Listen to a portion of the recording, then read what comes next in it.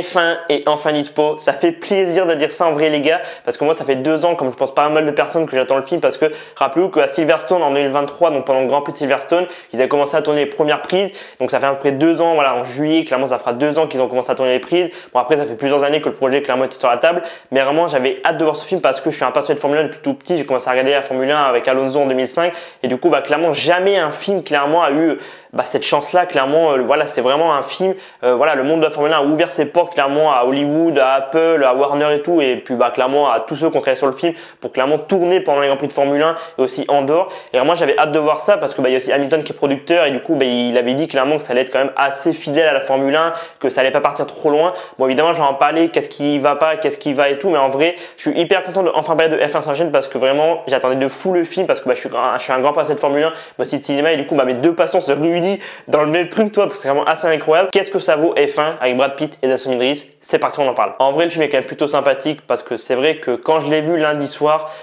j'étais en mode mais c'est du grand n'importe quoi, ils t'ont fait n'importe quoi, il y a plein de trucs qui sont pas respectés, il y a plein d'incohérences. Mais c'est vrai que si je me mets en tant que spectateur lambda, ouais, c'est quand même assez impressionnant, les plans de caméra, l'immersion clairement, les coulisses, de voir la soufflerie, de voir les réunions, les stratégies avant les courses et tout. Non, franchement, il y a quand même beaucoup de trucs qui sont montrés qu'on voit pas dans la Formule 1 en général ou très rarement. Donc ouais, je trouve qu'en tant que spectateur lambda, c'est quand même assez exceptionnel parce que pour ceux qui connaissent pas la Formule 1, je pense qu'ils vont en prendre plein les yeux. Ils vont être en mode mais c'est quoi ce sport de fou? Je vais commencer à regarder. C'est vraiment hyper immersif. Il y a une caméra spéciale qui a été créée pendant un an, ils ont bossé dessus pour faire des rotations et tout. Même l'immersion pendant les courses, franchement, il y a des trucs, je me demande mais comment ils ont fait ça? Après, il y a des clins d'œil. Voilà, si t'es fan de Formule 1, tu vas reconnaître beaucoup de choses. Tu vas dire, ça, on l'a vécu en vrai. Franchement, ce qu'ils ont fait en 2 ans, ils ont commencé à tourner à Silverstone en 2023, peut-être même avant, voilà, sur certaines scènes qui sont hors Grand Prix.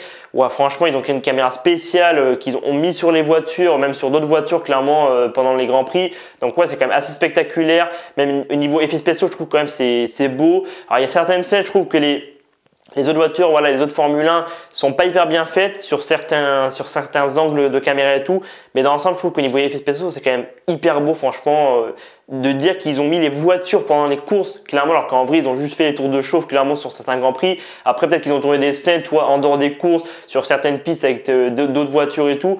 Mais c'est vrai que le rendu est quand même plutôt propre, plutôt impressionnant. Et je pense que c'est un film à voir absolument en salle. C'est un film vraiment qui est fait pour le cinéma. Et j'avoue que j'ai été quand même un peu déçu de ne pas voir les pilotes plus que ça. Même Rose Cole chez Hamilton, tu le vois plus, clairement. Donc, c'est quand même assez drôle, clairement. Il y a certains trucs vraiment qui sont hyper drôles. Même les teams principales, genre Frédéric Vasseur, Brown et Toto Wolff, tu les vois plus que certains pilotes. En fait, j'ai l'impression qu'ils ont crédité les pilotes parce que peut-être que quand ils ont tourné des prises, on les voyait, mais au final, quand ils ont fait le montage final, ils ont supprimé beaucoup de scènes où les pilotes étaient présents. Ouais, vraiment, pour moi, les pilotes que tu vois le plus, on va avoir Verstappen, Leclerc, Hamilton, Sainz, Tsunoda, on va le voir, on va avoir Lawson à un moment donné, Leclerc, je l'ai déjà dit, mais on le voit, on va voir Ocon à un moment donné, et puis Norris, et en vrai, après, Alonso à un moment donné, il va aller féliciter Sonny Hayes, interprété par Brad Pitt, et franchement, la scène, elle est incroyable, franchement, elle est à mourir de rire, parce que par rapport à ce qui s'est passé au Grand Prix, Alonso il fait franchement une bonne course, alors que le gars, il a fait que de la merde pendant tout le Grand Prix d'Hongrie,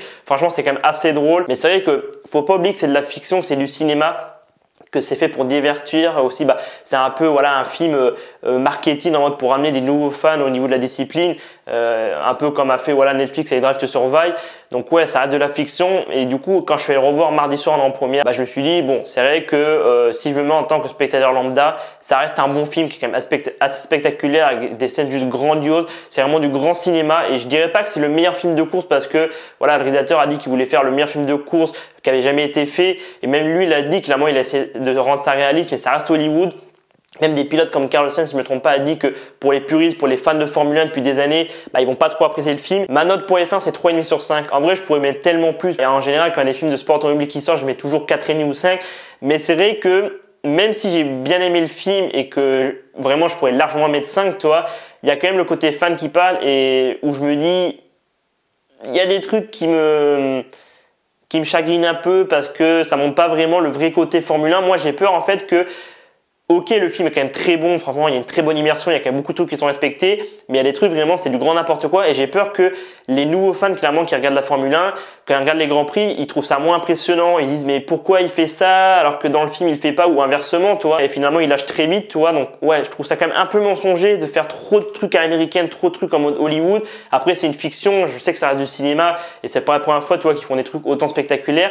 Mais je m'attendais à des trucs quand même un peu plus réalistes, tu vois. Même s'il y a des trucs quand même réalistes dans le film, il y a des trucs quand même, c'est un peu exagéré. Franchement, c'est un peu du grand n'importe quoi. Donc ouais, pour moi, 3,5 sur 5. Je peux pas mettre. Enfin, pour moi, c'est entre 3,5 et 4, tu vois. Entre 3,5 et 4. Mais pour moi, c'est 3,5. En vrai, 3,5, c'est une très bonne note.